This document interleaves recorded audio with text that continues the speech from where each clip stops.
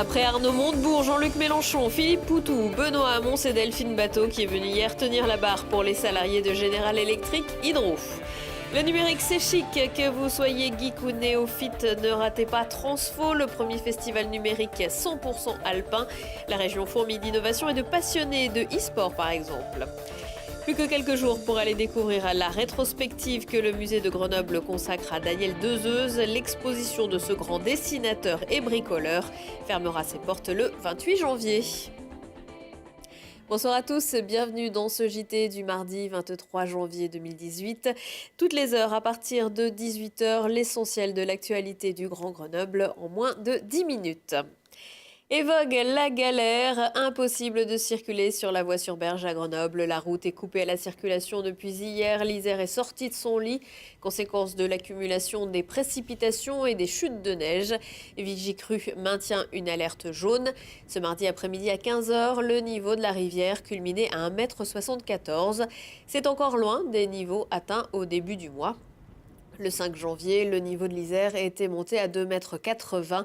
Météo France maintient la vigilance orange inondation dans le département jusqu'à mercredi 6h. Delphine Bateau était à Grenoble lundi soir. L'ancienne ministre de l'écologie participait à la conférence Réussir la transition énergétique, l'hydroélectricité dans la tourmente, organisée par l'intersyndicale de General Electric et des syndicats d'EDF. La députée socialiste était déjà venue en 2013 pour inaugurer les turbines d'Alstom. Elle est aujourd'hui membre de la commission d'enquête sur les conditions du rachat d'Alstom par GE. Je reviens ici aujourd'hui, 5 ans après avoir, comme ministre de l'Énergie, inauguré le centre de recherche de Alstom Hydroélectricité à Grenoble, le 1er février 2013. Et je me souviens très bien des discours que j'ai prononcés, mais pas seulement moi, ce jour-là, sur l'importance de toutes les technologies de l'hydroélectricité pour la transition énergétique, sur l'importance de l'hydraulique pour le stockage, qui est l'avenir, et sur tous les savoir-faire industriels en fait, qu'on a dans ce site, qui a une longue histoire, qui est liée à la grande épopée de l'hydroélectricité. Et en fait, ce qui est un crève-cœur, c'est qu'on n'est pas capable de construire à partir de ces pépites des fleurons industriels européens, alors qu'il y a un potentiel énorme. Delphine Bateau est également candidate au poste de premier secrétaire du Parti socialiste. Florent Philippot sera en Isère le samedi 3 février. Le fondateur et patron des Patriotes rencontrera adhérents et responsables isérois de son parti au Novotel de Vorep. Une invitation de la députée européenne Mireille Dornano, ex-responsable du Front National en Isère, devenue depuis quelques semaines référente régionale et départementale des Patriotes. La demande de remise en liberté de Nordal Lelandais, déposée la semaine dernière par son avocat Maître Jakubovic, a été rejetée cet après-midi par le juge des libertés et de la détention du tribunal de Grenoble. L'ancien militaire est mis en examen pour le meurtre de Maëlys, une fillette de 9 ans, disparue en août à Pont-Beauvoisin. Il nie toute implication. Le procureur de la République de Grenoble s'était opposé à sa demande. L'avocat de Nordal Lelandais peut maintenant décider de faire appel auprès de la chambre de l'instruction ou de demander une autre remise en liberté pour la mise en examen et l'incarcération concernant l'assassinat du caporal Arthur Noyer à Chambéry en avril 2017. Appel à témoins vendredi dernier vers 14h au niveau du 17 rue Hébert à Grenoble. Une jeune fille de 13 ans a été renversée par un véhicule Jeep. Percutée au niveau de l'aile droite, l'adolescente se trouve toujours en réanimation à l'hôpital Couple-Enfants. Elle souffre d'un traumatisme crânien et d'un hématome au niveau de la boîte crânienne. Selon le conducteur de la voiture, la jeune fille aurait traversé sans regarder avec des écouteurs aux oreilles. La police a lancé un appel à témoins pour confirmer ou infirmer ces dires. Les personnes susceptibles d'apporter des informations peuvent contacter le 04 76 60 41 61 ou 04 76 60 40 40. La valse des vœux se poursuit en ce mois de janvier. Lundi soir, c'était au tour du général Vincent Pons, commandant la 27e brigade d'infanterie de montagne. Quelques jours après l'annonce du président Macron d'une hausse d'1,8 milliard d'euros du budget de la défense en 2018, le chef des chasseurs alpins a souligné le rôle joué par les troupes de montagne dans les missions extérieures au Mali, au Tchad, mais aussi dans la protection du territoire national face à la menace terroriste. Le général Pons a également rappelé l'importance d'une armée moderne, bien équipée et bien entraînée, alors que la loi de programmation militaire doit être présentée au Conseil des ministres le 7 février prochain. On n'est pas en charge des affaires budgétaires. Ce que je constate seulement, c'est qu'il y a un vrai volontarisme pour que la France puisse faire un effort de défense.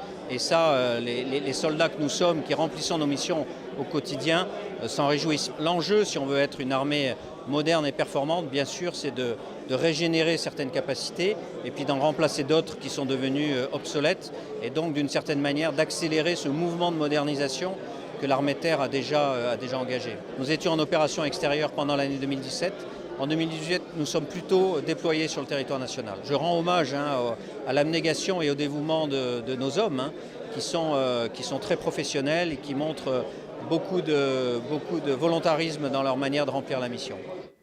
À l'occasion des 130 ans des troupes de montagne, les éditions Glénat viennent de sortir un livre, Soldats de montagne, l'esprit de cordée au service de la France, avec une préface d'un certain Martin Fourcade, du lieutenant Martin Fourcade.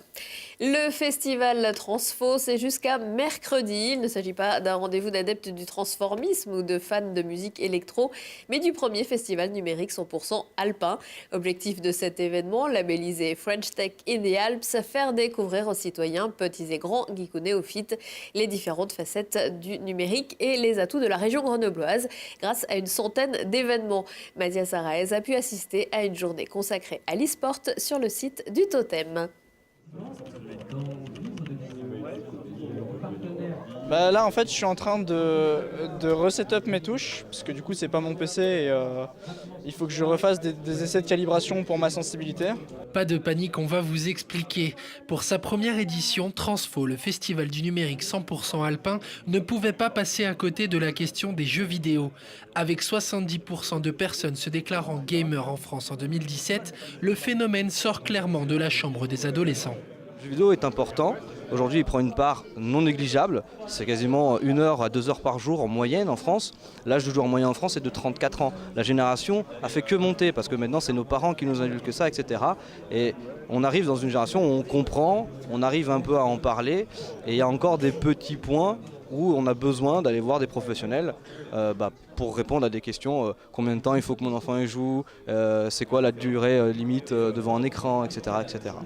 Au programme de la journée, des conférences sur le e-sport allant de la place des filles jusqu'à sa monétisation, mais aussi un stand rétro gaming animé par les associations Aconite et Fairy Fingers. Celui-ci, c'est une version des années 80. Là, la machine sur laquelle je suis en train de jouer, c'est 84, c'est 87. C'est la fin des années 80. En fait, avec le pistolet, on doit tuer des canards sur la télé. Et si on les a tous, on a 1000 points. Et est-ce que ça ressemble au jeu auquel tu joues d'habitude ? Non. Et puis pour les plus old school d'entre nous, le jeu était aussi présent hors des écrans. La présence de l'e-sport aux Jeux Olympiques de Paris en 2024 serait en discussion. Encore faudrait-il que les éditeurs de jeux acceptent de travailler ensemble.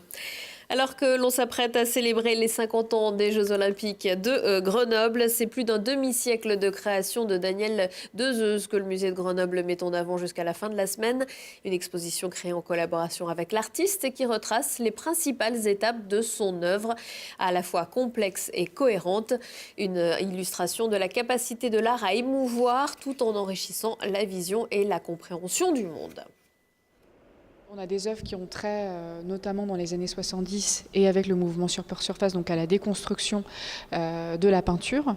Donc on a une réflexion, une analyse sur les constituants de la peinture, avec des châssis nus, avec des œuvres perforées, avec ces échelles, donc avec un questionnement sur l'allègement de la peinture. Mais Daniel Deuzeuse utilise aussi des matériaux de récupération. C'est aussi un grand bricoleur, et on le verra avec des œuvres qui sont faites à partir d'éléments de rebut, comme les objets de cueillette dans les années 90, les réceptacles. Mais cette réflexion sur la peinture, elle se poursuit avec les peintures sur panneaux extensibles et une œuvre dessinée très riche. C'est un des grands dessinateurs de notre temps, avec des cycles majeurs, notamment comme la vie amoureuse des plantes qui occupe une très belle salle de l'exposition. Prochaine grande exposition au musée autour de 115 dessins de Delacroix à Gauguin à partir du 17 mars. À 19h15, 20h15 et 23h15, Si on parlait, émission Best-of aujourd'hui avec un vol unique au monde au-dessus des 8000, des scientifiques grenoblois qui découvrent un nouveau dinosaure et une artiste de rue qui aime jouer avec les mots.